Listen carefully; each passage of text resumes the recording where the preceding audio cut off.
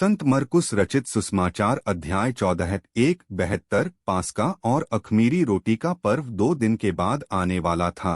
प्रधान याजक और शास्त्री इस विचार में थे कि किसी युक्ति से यीशु को पकड़कर घात करें, क्योंकि वे कह रहे थे, पर्व के दिन ऐसा न हो कि लोगों में दंगा मच जाए। जब यीशु बैतनियाह में शमौन कोढ़ी के घर बैठा था, तो एक स्त्री संगमरमर की एक शीशी में बहुत ही बहुमूल्य सुगंधित तेल लेकर आई और उसने शीशी तोड़कर उसका तेल यीशु के सिर पर उड़ेल दिया। तब कितनों ने अप्रसन्न होकर आपस में कहा, यह सुगंधित तेल क्यों व्यर्थ किया गया? यह तो 300 दीनार से अधिक में बिक सकता था और कंगालों को दिया जा सकता था। और वे उस स्त्री को डांटने लगे। यीशु ने कहा, उसे छोड़ दो, तुम उसे क्यों सताते हो? उसने मेरे साथ भला काम किया है, क्योंकि कंगाल तो सदा तुम्हारे साथ रहते हैं और जब चाहो उन्हें भला कर सकते हो, परंतु मैं सदा तुम्हारे साथ नहीं रहूंगा। उसने जो कर सकती थी वह किया। उसने मेरे शरीर पर पहले ही अभिषेक किया कि मुझे गाड़ा जाए। मैं तुमसे सच कहता हूँ, सारी दुनिया में जहाँ जहाँ सुसमाचार सुनाया जाएगा, वहाँ इस स्त्री का किया हुआ भी उसकी स्मृति के लिए कहा जाएगा। तब 12 में से यहूदा इस्करियोती प्रधान याजकों के पास गया ताकि उसे पकड़वाए। वे यह सुनकर बहुत प्रसन्न हुए और उसे रुपया देने का वचन दिया।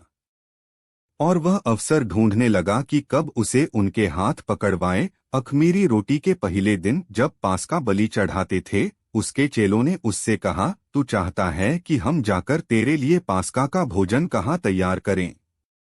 उसने अपने 2 चेलों को भेजकर उनसे कहा, शहर में जाओ, वहां तुम्हें एक आदमी पानी का घड़ा उठाए हुए मिलेगा।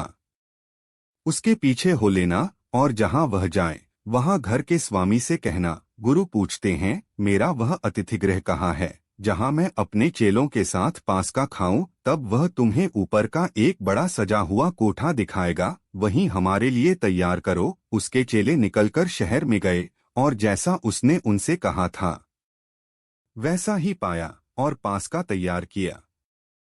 जब सांझ हुई तो वह 12 को साथ लेकर आया और जब वे भोजन कर रहे थे तो यीशु ने कहा, मैं तुमसे सच कहता हूँ, तुम में से एक जो मेरे साथ खाता है वह मुझे पकड़वाएगा। वे उदास होकर कहने लगे, क्या मैं ही हूँ? उसने उनसे कहा, 12 में से एक जो मेरे साथ थाली में डुबोता है, मनुष्य का पुत्र तो जैसा उसके विषय में लिखा है जाता ही है, परंतु उस मनुष्य पर हाय जिसने मनुष्य के पुत्र को पकड़वाया। उसके लिए तो अच्छा होता कि वह जन्मा ही न होता। जब वे भोजन कर ही रहे थे तो उसने रोटी ली, धन्यवाद करके तोड़ी और उन्हें दी और कहा, लो, यह मेरा शरीर है। फिर उसने कटोरा लिया, धन्यवाद करके उन्हें दिया और सबने उसमें से पिया। और उसने उनसे कहा, यह मेरा वह लहू है जो बहुतों के लिए वाचा का है और बहाया जाता है। मैं तुमसे सच कहता हूँ, जब तक मैं परमेश्वर के राज्य में नया दाखरस न पीऊँ, तब तक दाख का रस फिर कभी न पीऊंगा। फिर वे भजन गाकर जैतून पर्वत पर गए। तब यीशु ने उनसे कहा, तुम सब ठोकर खाओगे, क्योंकि लिखा है, मैं चरवाहे को मारूंगा और भेड़ें तितर बितर हो जाएंगी, परंतु मैं जी उठने के बाद तुमसे पहले गलील को जाऊंगा। पतरस ने उससे कहा, यदि सब ठोकर खाए तो भी मैं न खाऊंगा। यीशु ने उससे कहा, मैं तुझसे सच कहता हूँ, आज इसी रात मुर्ग बांग देने से पहले तू 3 बार मेरा इनकार करेगा। परंतु वह और भी दृढ़ता से कहने लगा, यदि मुझे तेरे साथ मरना भी पड़े तो भी मैं तेरा इनकार न करूंगा। और सब ने भी ऐसा ही कहा।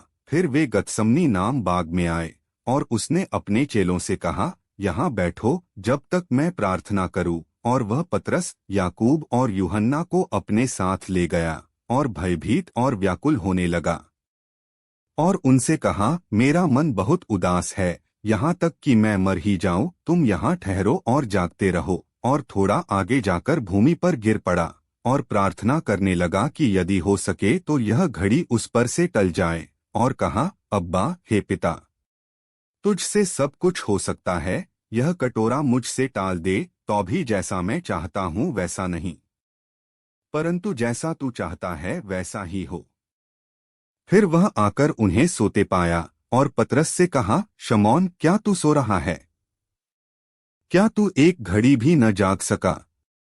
जागते और प्रार्थना करते रहो, ताकि परीक्षा में न पड़ो। आत्मा तो तैयार है, परंतु शरीर दुर्बल है। वह फिर चला गया और उन्हीं बातों को कहकर प्रार्थना की, फिर आकर उन्हें सोते पाया, क्योंकि उनकी आंखें भारी हो गई थीं और वे उसे क्या उत्तर दें नहीं जानते थे।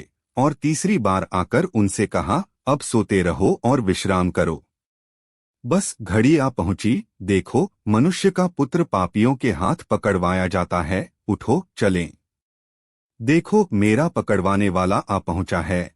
और वह बातें ही कर रहा था कि यहूदा, 12 में से एक, आया और उसके साथ तलवारें और डंडे लिए हुए बहुत से लोग आए, जो प्रधान याजकों, शास्त्रियों और पुरनियों की ओर से थे। उसके पकड़वाने वाले ने उन्हें यह चिन्ह दिया था, जिसे मैं चूमूं वही है, उसी को पकड़ लेना और सुरक्षित ले जाना। और आते ही उसने तुरंत उसके पास जाकर कहा, हे गुरु, और उसे चूमा। तब उन्होंने उस पर हाथ डालकर उसे पकड़ लिया। और जो वहां खड़े थे, उनमें से एक ने तलवार खींचकर महायाजक के दास पर चलाई और उसका कान उड़ा दिया। यीशु ने उनसे कहा, क्या मैं डाकू हूं कि तुम मुझे तलवारें और डंडे लेकर पकड़ने आए हो? मैं तो प्रतिदिन तुम्हारे साथ मंदिर में शिक्षा देता था, और तुमने मुझे नहीं पकड़ा, परंतु यह इसलिए हुआ कि पवित्र शास्त्र पूरे हों। तब सब चेले उसे छोड़कर भाग गए। एक जवान केवल अंगोछा ओढ़े उसके पीछे पीछे चला आ रहा था, और उन्होंने उसे पकड़ लिया, परंतु उसने अंगोछा छोड़कर नग्न भाग गया। तब वे यीशु को महायाजक के पास ले गए, और सब प्रधान याजक, पुरनियों और शास्त्री उसके पास इकट्ठा हुए। पतरस दूर ही से उसके पीछे पीछे महायाजक के आंगन में भीतर तक गया, और नौकरों के साथ बैठकर आग ताप रहा था। प्रधान याजक और सारी महासभा यीशु को मार डालने के लिए उसके विरोध में गवाही ढूंढ रहे थे, परंतु न मिली, क्योंकि बहुत लोग उसके विरोध में झूठी गवाही दे रहे थे, परंतु उनकी गवाहियां आपस में नहीं मिलती थीं। तब कितनों ने उठकर उसके विरोध में झूठी गवाही दी। हमने उसे यह कहते सुना, मैं इस हाथ के बनाए हुए मंदिर को ढा दूंगा, और 3 दिन में दूसरे, जो हाथ का न बनाया हो, को बनाऊंगा। और उनकी यह गवाही भी आपस में नहीं मिली। तब महायाजक बीच में खड़ा होकर यीशु से पूछने लगा, क्या तू कुछ उत्तर नहीं देता? ये लोग तेरे विरोध में जो गवाही दे रहे हैं, वह क्या है? परंतु वह चुप रहा और कुछ उत्तर न दिया। फिर महायाजक ने उससे पूछा, क्या तू धन्य के पुत्र मसीह है? यीशु ने कहा, हाँ, मैं हूँ। और तुम मनुष्य के पुत्र को सामर्थ के दाहिने बैठा और आकाश के बादलों के साथ आते देखोगे। तब महायाजक ने अपने कपड़े फाड़कर कहा, अब हमें गवाहों की क्या आवश्यकता है? तुमने निंदा सुनी, तुम्हारी क्या राय है?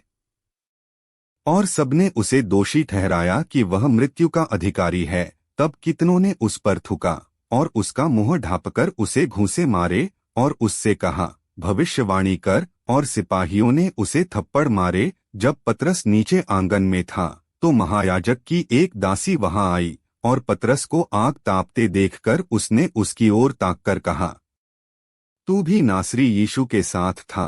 परंतु उसने इनकार किया, मैं नहीं जानता, न समझता हूँ तू क्या कहती है। और बाहर फाटक पर चला गया और मुर्ग बांग दी। दासी ने उसे फिर देखकर आसपास खड़े लोगों से कहा, यह उनमें से एक है। उसने फिर इनकार किया। और थोड़ी देर बाद आसपास खड़े लोगों ने पतरस से कहा, निश्चय तू उनमें से एक है, क्योंकि तू भी गलीली है।